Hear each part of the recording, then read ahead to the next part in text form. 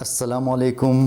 آج علامہ اقبال کی جس نظم کی تشریح کریں گے، اس نظم کا عنوان ہے رخصت اے بزم جہاں، یعنی علامہ اقبال دنیا کی جو محفل ہے، جہاں کی جو بزم ہے، اس سے رخصت لے کے جا رہے ہیں۔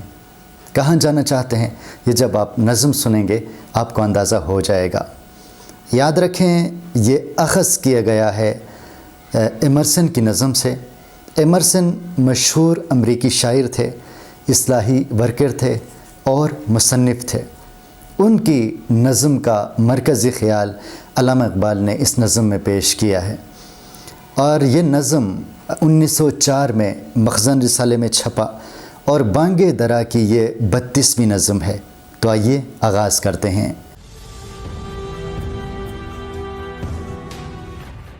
نظم کے پہلے شعر میں علامہ اقبال کہتے ہیں کہ رخصت اے بزم جہاں، سوئے وطن جاتا ہوں میں، آہ اس آباد ویرانے میں گھبراتا ہوں میں۔ رخصت یعنی مجھے رخصتی چاہیے، میں رخصت ہو رہا ہوں۔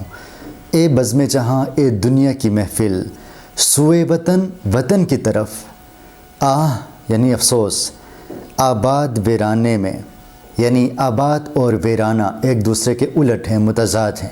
شاعر کا مطلب یہ ہے کہ یہ دنیا آباد ہے، لیکن میرے لیے یہ ویرانے کی طرح ہے، کیونکہ میرا دل اس میں نہیں لگتا۔ علامہ اقبال کہتے ہیں کہ اے بزم جہاں، اے دنیا کی محفل، میں رخصت ہو رہا ہوں، میں جا رہا ہوں اور اپنے وطن کی طرف میں جانا چاہتا ہوں۔ اور وطن یاد رکھیں، علامہ اقبال کا مطلب یہ ہے، مراد یہ ہے کہ اقبال پہاڑ کے دامن میں ایک گھر بسانا چاہتے ہیں، جہاں پہ وہ تنہائی میں، کنجے تنہائی میں وہ زندگی بسر کرنا چاہتے ہیں۔ اس سے پہلے بھی ایک نظم میں علامہ اقبال نے یہی آرزو کی تھی کہ پہاڑ کے دامن میں میرا چھوٹا سا گھر ہو اور وہاں پر میں تنہائی کی زندگی گزاروں، اور اسی نظم میں بھی وہ اسی خواہش کا اظہار کرتے ہیں۔ آہ اس آباد ویرانے میں گھبراتا ہوں میں، کہتا ہے افسوس کی بات ہے، یہ دنیا جو ہے آباد ہے، لیکن میرے لیے بالکل ویرانے کی طرح ہے، اسی لیے اس ویرانے میں میرا دل گھبرا جاتا ہے۔ بس کہ میں افسردہ دل ہوں، درخور محفل نہیں، تو میرے قابل نہیں ہے، میں تیرے قابل نہیں۔ افسردہ دل ہوں، میرا دل بہت اداس ہے، درخور محفل، محفل کے لائق، محفل کے قابل۔ کہتا ہے بس کہ میں افسردہ دل ہوں، درخور محفل نہیں، بس کہتا ہے بہت ہو گیا، اب میرا دل بہت زیادہ افسردہ ہے، لہٰذا میں اس محفل کے قابل نہیں ہوں۔ ظاہر ہے جب محفل میں کوئی بندہ آتا ہے وہ خوش ہوتا ہے، اس کے مزاج میں رنگینی ہوتی ہے، وہ ہنستا ہے، مسکراتا ہے، تو وہ محفل کے قابل ہوتا ہے، اس کو محفل والے پسند کرتے ہیں۔ لہٰذا اقبال کہتا ہے میں تو بہت افسردہ دل ہوں، میں بہت غمگین ہوں، اسی لیے میں اس محفل کے قابل نہیں ہوں۔ تو میرے قابل نہیں ہے، میں تیرے قابل نہیں۔ اے بزم جہاں، تم بھی میرے قابل نہیں ہو، کیونکہ میں چاہتا ہوں کہ مخلص لوگ ملیں، اچھے لوگ ملیں، وہ تو دنیا میں ہے نہیں، اس محفل میں ہے نہیں، اسی لیے اے دنیا کی محفل تم میرے لائق نہیں ہو، اور میں چونکہ اداس ہوں، میں چونکہ افسردہ ہوں، اس لیے میں تیرا قابل نہیں ہوں۔ قید ہے دربار سلطان و شبستان وزیر، توڑ کر نکلے گا زنجیر طلائی کا اسیر۔ اچھا، دربار سلطان یعنی بادشاہ کا دربار یا حکمرانوں کی محفل، شبستان خلوتگاہ کو کہتے ہیں جہاں پہ خوبصورتی ہوتی ہے، اور بادشاہوں کے خوابگاہ کو بھی شبستان کہتے ہیں۔ توڑ کر نکلے گا زنجیر طلائی کا اسیر، طلائی سونے کو کہتے ہیں، زنجیر طلائی کا مطلب ہے سونے کی زنجیر، اسیر قیدی کو کہتے ہیں۔ اب کہتا ہے کہ جو بادشاہ کا دربار ہوتا ہے، حکمرانوں کی محفل ہوتی ہے، یا حکمرانوں کی جو خلوتگاہ ہے، یہ بالکل کہتا ہے سونے کی زنجیر کی طرح ہے، اس میں آپ کو قید کر دیا جاتا ہے لالچ کی وجہ سے۔ اسی لیے کہتا ہے کہ جو سلطان کا دربار ہے یا حکمرانوں کی جو شبستان ہے، خلوتگاہ ہے، یہ تو سونے کی زنجیر ہے، اسی لیے اس سے بہت جلد ہم رہائی حاصل کریں گے، یعنی دنیا کی جو عیاشی کی محفلیں ہیں ان کو چھوڑ دیں گے، حکمرانوں کے جو بزم ہے ان کو ہم چھوڑ کے الگ ہو جائیں گے، یہ جو طلسمی زنجیر ہے اس کو ہم چھوڑ دیں گے، اس سے رہائی پا لیں گے۔ گو بڑی لذت تیری ہنگامہ آرائی میں ہے، اجنبیت سی مگر تیری شناسائی میں ہے۔ اجنبیت، اجنبی ہونا، شناسائی جان پہچان کو کہتے ہیں، دوست کو کہتے ہیں، اور ہنگامہ آرائی چہل پہل کو کہتے ہیں۔ علامہ اقبال کہتا ہے کہ اے دنیا والو، اے بزم جہاں، اگرچہ تیری چہل پہل میں بہت زیادہ لذت بھی ہے، بہت زیادہ مزہ بھی ہے، لیکن اجنبیت سی مگر تیری شناسائی میں ہے۔ کہتا ہے کہ تیری دوستی میں، تیری جان پہچان میں، کہتا ہے اجنبیت رہتی ہے ہمیشہ۔ یہاں کے جو لوگ ہوتے ہیں وہ آپ کا دوست ہوتے ہوئے بھی اجنبی رہتے ہیں، ان میں خلوص نہیں ہے، ان میں محبت نہیں ہے۔ ظاہری طور پہ تو ان کے ساتھ جان پہچان ہوتی ہے، لیکن اس جان پہچان میں بھی اجنبیت سی ہوتی ہے۔ لوگ ایک ہی محفل میں بیٹھتے ہوئے بھی ذہنی طور پر ایک دوسرے سے بہت دور ہوتے ہیں۔ مدتوں تیرے خود آراؤں سے ہم صحبت رہا، مدتوں بےتاب موج بحر کی صورت رہا۔ مدتوں بڑے عرصے تک خود آراؤں متکبر لوگوں، غرور کرنے والوں، ہم صحبت ہم محفل، بےتاب بے قرار، موج بحر سمندر کی لہر، سمندر کی موج۔ علامہ اقبال کہتے ہیں کہ میں بہت عرصے سے اے بزم جہاں تمہاری محفل میں ایسے لوگوں کے ساتھ میں رہا جو متکبر تھے، جو مغرور تھے، متکبر لوگوں کے ساتھ بہت عرصے سے میں موجود رہا، ہم صحبت رہا، ہم محفل رہا، لیکن مجھے کسی طور بھی سکون نہیں ملا، اور ہمیشہ میں جس طرح دریا کی موج ہے، سمندر کی موج ہے، سمندر کی لہر ہے جو ہمیشہ بے قرار رہتی ہے، میں بھی اسی طرح بالکل بے قرار ہی رہا، سکون سے محروم ہی رہا۔ مدتوں بیٹھا تیرے ہنگامہ عشرت میں روشنی کی جستجو کرتا رہا ظلمت میں ہنگامہ عشرت عیاشی کی محفل، ظلمت اندھیرا۔ کہتا ہے مدتوں بیٹھا، میں مدتوں سے بیٹھا رہا ہنگامہ عشرت میں اے بزم جہاں تیرے جو عیاشی کی محفلیں ہیں ان میں مدتوں رہا، روشنی کی جستجو کرتا رہا ظلمت میں۔ کہتا ہے کہ آپ تو ایک ظلمت ہو، ایک اندھیرا ہو، اور اسی اندھیرے میں روشنی تلاش کرتا رہا۔ مطلب یہ ہے کہ جو یہ رنگ رنگ کے محفل ہوتے ہیں اس میں کہتا ہے کہ تاریکی ہوتی ہے، اس میں سکون نہیں ہوتا، بے سکونی ہوتی ہے، اور اسی بے سکونی میں سکون تلاش کرتا رہا، اسی اندھیرے میں روشنی تلاش کرتا رہا، جو کہ ان اندھیروں میں روشنی نہیں ملے گی۔ مدتوں ڈھونڈا کیا نظارہ گلخار میں، آہ وہ یوسف نہ ہاتھ آیا تیرے بازار میں۔ اب کہتا ہے کہ مدتوں سے میں شہر کی جو محفلیں ہوتی ہیں ان میں وہ ایک کانٹے کی طرح ہے، اور اس کانٹے میں پھول تلاش کرتا رہا۔ ظاہر ہے کانٹے میں پھول کہاں سے آئے گا؟ کہتا ہے کہ جو شہر کی محفلیں ہیں، بزم جہاں ہیں، یہ بالکل کانٹے کی طرح ہیں۔ اس میں ان محفلوں میں خلوص اور ہمدردی نہیں ہوتی، ان میں ہم محبت تلاش کرتے ہیں، پھول تلاش کرتے ہیں، تو یہ کہاں سے ملتا ہے؟ آہ وہ یوسف نہات آیا تیرے بازار میں۔ کہتا ہے افسوس کی بات ہے کہ میں جس یوسف کو تلاش کر رہا تھا وہ تیرے بازار میں مجھے میسر نہیں آیا، یعنی جن پرخلوص لوگوں کو میں تلاش کر رہا تھا، اے دنیا اے جہاں تیری محفل میں ایسے لوگ مجھے نہیں ملے۔ آگے بڑھتے ہیں۔ چشم حیران ڈھونڈتی اب اور نظارے کو ہے، آرزو ساحل کی مجھ طوفان کے مارے کو ہے۔ کہتا ہے چشم حیران، حیرت میں ڈوبی ہوئی جو نگاہ ہے وہ تلاش کرتی ہے، وہ اب ڈھونڈتی ہے کسی اور نظارے کو۔ دنیا کی محفلوں کے جو نظارے ہیں یہ بالکل مجھے پسند نہیں آئے، اب میری نگاہیں کوئی اور نظارہ ڈھونڈتی ہیں۔ آرزو ساحل کی مجھ طوفان کے مارے کو ہے۔ کہتا ہے میں طوفانوں کا مارا ہوا ہوں، میں ہنگاموں کا شکار رہا ہوں، اب میں کوئی پرسکون ساحل تلاش کر رہا ہوں، کوئی ایسی جگہ تلاش کر رہا ہوں جہاں پہ امن ہو، جہاں پہ سکون ہو۔ چھوڑ کر مانند بو تیرا چمن چاہتا ہوں میں، رخصت اے بزم جہاں سوئے وطن چاہتا ہوں میں۔ کہتا ہے کہ چھوڑ کر مانند بو، میں بالکل خوشبو کی طرح اے بزم جہاں اے دنیا کی محفل تجھے چھوڑ کے جا رہا ہوں۔ جس طرح چمن میں خوشبو ہوتی ہے ہوا کے ساتھ وہ بکھر جاتی ہے، چلی جاتی ہے، کہتا ہے میں بھی بالکل اسی طرح خوشبو کی طرح چمن کو چھوڑ کر جا رہا ہوں۔ رخصت اے بزم جہاں سوئے وطن جاتا ہوں میں۔ کہتا ہے اے دنیا کی محفل اب میں رخصت ہو رہا ہوں اور میں اپنے وطن کی طرف جانا چاہتا ہوں۔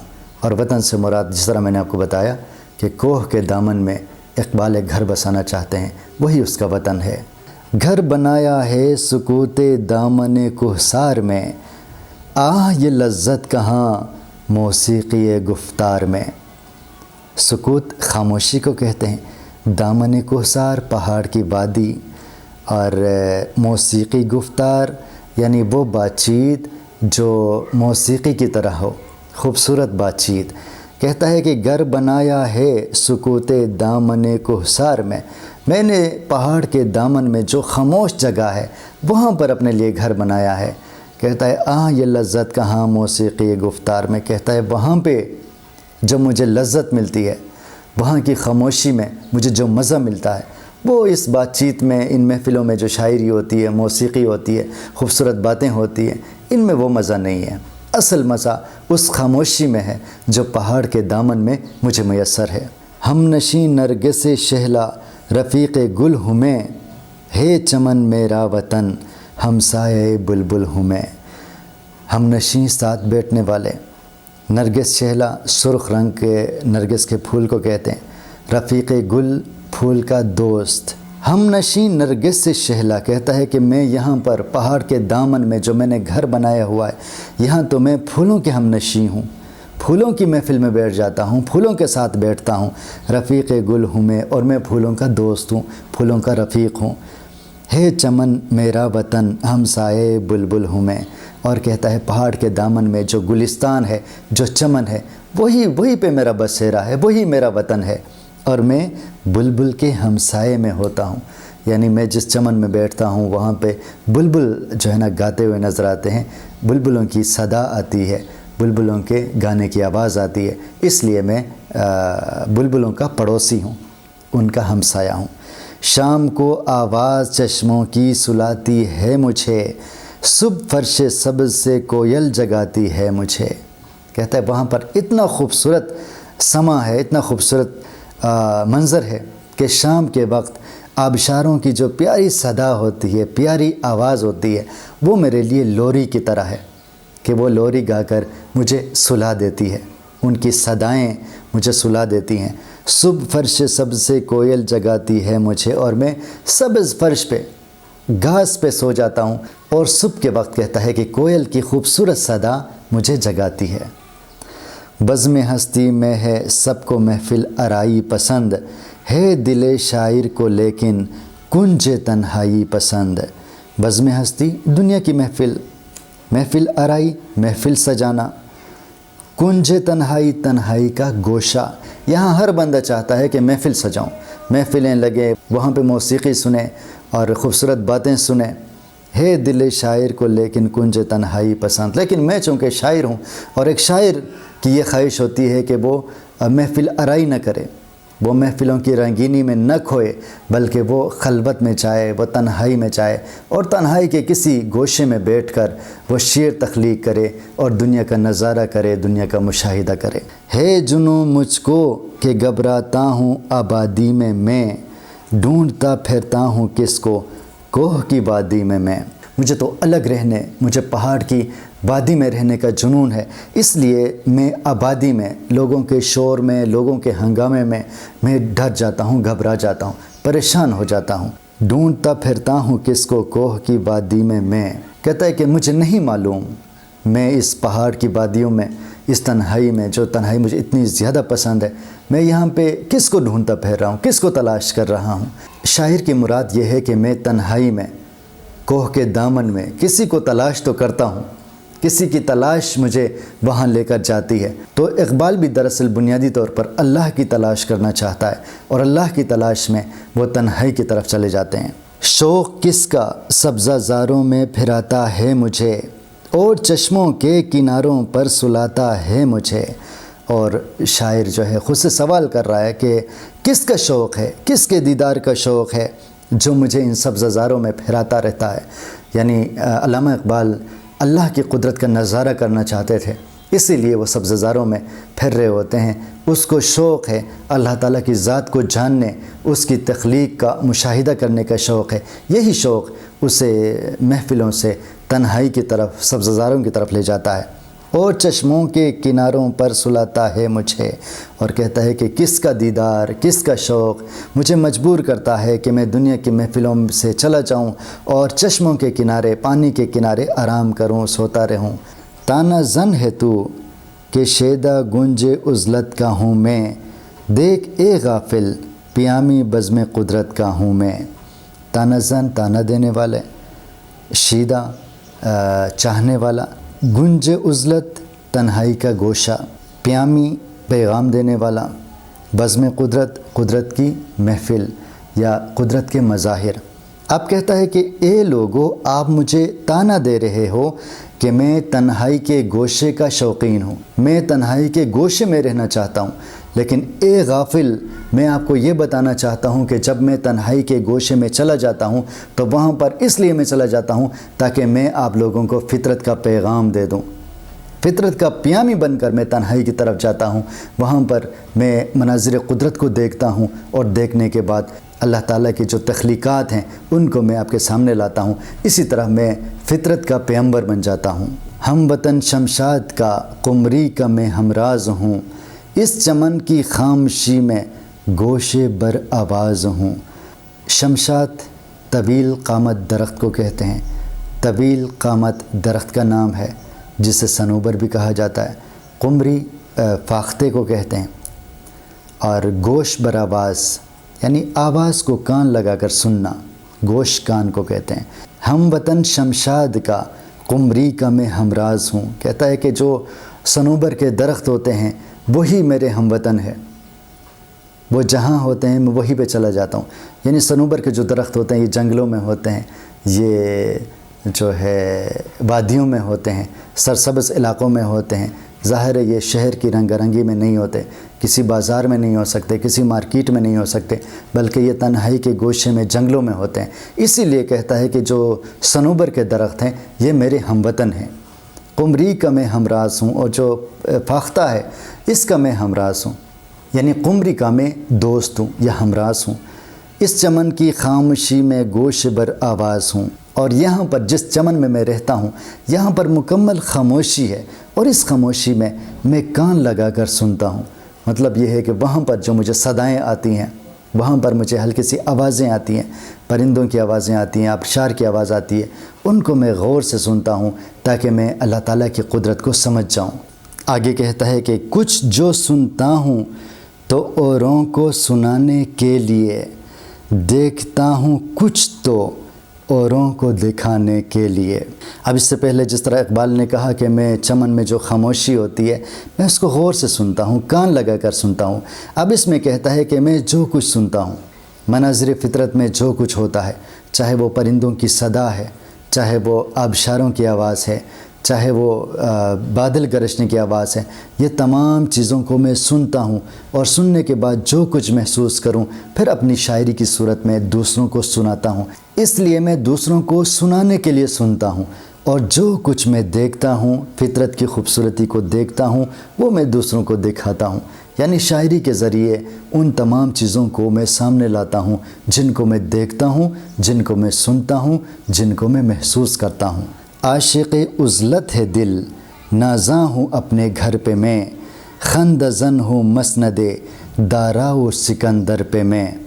عاشق عزلت تنہائی کو پسند کرنے والا، نازاں فخر کرنے والا، خند زن مذاق اڑانے والا، ہنسنے والا، مسند بادشاہت تخت، دارا ایران کا مشہور بادشاہ جس کو سکندر اعظم نے شکست دی تھی، اور اسکندر، یہ سکندر اعظم ہے، یونان کا رہنے والا تھا جس نے دنیا کے ایک بڑے حصے کو فتح کیا تھا۔ کہتا ہے عاشق عزلت ہے دل، میرا دل تنہائی کا عاشق ہے، تنہائی کو پسند کرتا ہے، نازاں ہوں اپنے گھر پہ میں، اور جس تنہائی میں میں رہتا ہوں اس پر میں فخر کرتا ہوں، مجھے اس تنہائی پر فخر ہے جہاں پہ میں رہتا ہوں۔ خند زن ہوں مسند دارا و سکندر پہ میں، اور میں دارا بادشاہ اور سکندر اعظم کی بادشاہت پر بھی ہنستا ہوں، کیونکہ ان کا تخت، ان کی بادشاہت میری تنہائی کی محفل کے سامنے ہیچ ہے، ان کی کوئی حیثیت نہیں ہے۔ لیٹنا زیر شجر رکھتا ہے جادو کا اثر، شام کے تارے پہ جب پڑتی ہو رہ رہ کر نظر۔ کہتا ہے کہ جب میں کسی درخت کے سائے میں لیٹ جاتا ہوں تو بالکل مسحور ہو کر رہ جاتا ہوں، مجھ پر سحر ہو جاتا ہے، مجھ پر جادو ہو جاتا ہے۔ مطلب یہ ہے کہ بہت اچھا محسوس کرتا ہوں، ایسا محسوس ہوتا ہے جیسے مجھ پر جادو ہو گیا ہو۔ شام کے تارے پہ جب پڑتی ہو رہ رہ کے نظر، اور جب رہ رہ کے میری نظر شام کے وقت جو شام کے تارے پہ پڑتی ہے، کہتا ہے وہ بھی بہت ہی خوبصورت منظر ہوتا ہے، وہ بھی قابل دید ہوتا ہے، وہ منظر بھی انسان کو مسحور کر کے رکھ دیتا ہے۔